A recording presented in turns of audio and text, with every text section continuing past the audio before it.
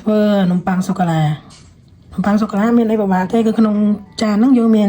ម្សៅនំប៉័ងចំនួន400ក្រាមកាកាវ3ស្លាបព្រាបាយត្រាយជីហ្នឹង6ក្រាមទឹកម្សៅទឹកដោះគោនេះចំនួន15ក្រាមស្ករសហ្នឹង30ក្រាមអំបិល6ក្រាមទឹក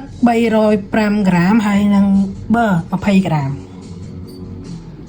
ហើយយើងដាក់ចូលម៉ាស៊ីនទាំងអស់ហ្នឹងទៅយើងវាយវាសពចាំយើងចាក់ទឹកចូលណា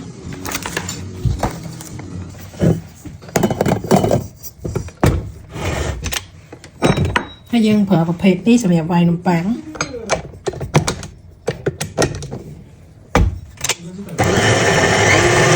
វាយសពហើយយើងចាក់ទឹកចូលហើយវាតិចសិនដើម្បីវាសពចូលគ្នាហើយចាំយើងវាយខ្លាំងកុំឲ្យវាហុយសារតែនេះវាមិនក្រោបទេ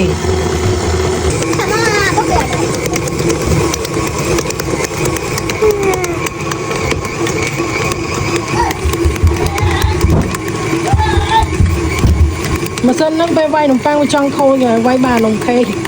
វាយនំប៉័ងគឺខ្លាំងហ្នឹងតែយើងវាយមិនវាយទៅឲ្យតែវាសប់ចូលគ្នាល្អនោះឃើញគ្រាប់ជីនៅក្នុងហ្នឹងវាមិនតាន់និយាយស្រួលឃើញអត់នេះសាច់នំប៉័ងគឺប្រភេទចឹងដៃសដីមកពីរៀនតាន់លាងផងអាចាមកយកទៅមកតោះមកយើងដាក់ប៊ឺចូលទៅដាក់ប៊ឺចូល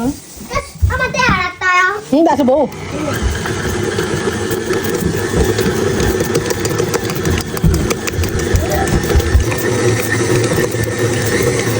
បើយើងមានពេលចាយើងវាយវាមកស្ទូទៅដើម្បីឲ្យសាច់វាស្វិតល្អតែនេះវាអត់ទាន់ស្វិតទេចាអញ្ចឹងខ្ញុំទុកវាមកស្ទូសិនដើម្បីឲ្យវាស្វិតនៅពេលដែលវាឡើងស្វិតល្អហើយទើបខ្ញុំមកគ្របជាមួយនឹងផ្លាស្ទិកដាក់ចូលទៅក្នុង microwave កម្ដៅនៅក្នុងសីតុណ្ហភាព45អង្សាសេរយៈពេល50នាទី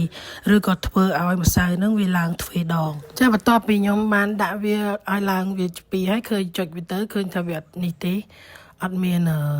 ស្រុតខ្លាំងចាគឺសាច់នំល្អមែនតើហើយយើងបានថ្លឹងវាទៅពុះវាជាពីរដោយសារខ្ញុំអត់មានពុំចាសុកប៉ាំងអាធំដល់អញ្ចឹងខ្ញុំដាក់ពុំសុកប៉ាំងរូបឆ្មារូបខ្លាឃ្មុំទៅវិញទៅចាដល់អញ្ចឹងខ្ញុំចាលុញវាជាពីរសិនដោយសារខ្ញុំភ្លេចមើលពុំចាបើសិនតែបងប្អូនអាចធ្វើជាពុំដូចនាងខ្ញុំយើងអាចកាត់វាជាដុំតូចៗនឹងឲ្យក៏បានហើយចាំយើងទុកវាចោលរយៈពេល10នាទីឲ្យវាសម្រាកសិនចាបន្ទាប់ពីយើងទុកវា10នាទីហើយចាគឺពុំនេះគឺរបស់នាងខ្ញុំមានរូបខ្លាឃ្មុំហើយនឹងឆ្មាហ្នឹងចាយើងយកវាមកលាបប៊ឺឲ្យសព្វបើយើងប្រើសុកប៉ាំងធម្មតាចាគឺយើងត្រូវលាបប៊ឺអញ្ចឹងដូចគ្នាដែរចាលាបឲ្យសព្វគ្រប់កន្លែងមកចាបន្ទាប់មកគឺយើងមកមើលម្សៅរបស់យើងហើយក្នុងពុំនឹងមួយយើងត្រូវចែកចេញជាត្រចៀកវាពីរហើយនឹងមុខវាអញ្ចឹងណាចាអញ្ចឹងខ្ញុំត្រូវកាត់វាទៀតចាកាត់វាទម្ងន់ប្រហែលជា55ទៅ60ក្រាមបងប្អូនចាគឺយើងកាត់វាដើម្បីថ្លឹងធ្វើត្រចៀកវាចាយើងលុញវាមូលជាពីរអញ្ចឹងមកហើយម្ដុំនោះគឺសម្រាប់ធ្វើមុខរបស់វាហើយវិធីលុញគឺបងប្អូនអាចធ្វើតាមរូបភាពដែលខ្ញុំបានបង្ហាញបាន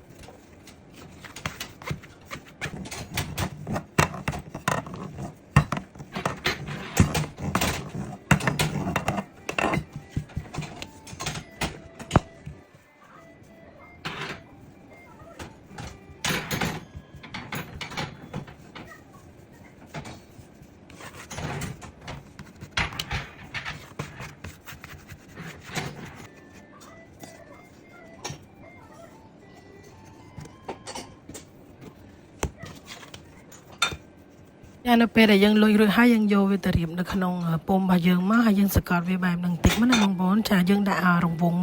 ដូចគូតខ្ចង់ដាក់ចំកដាល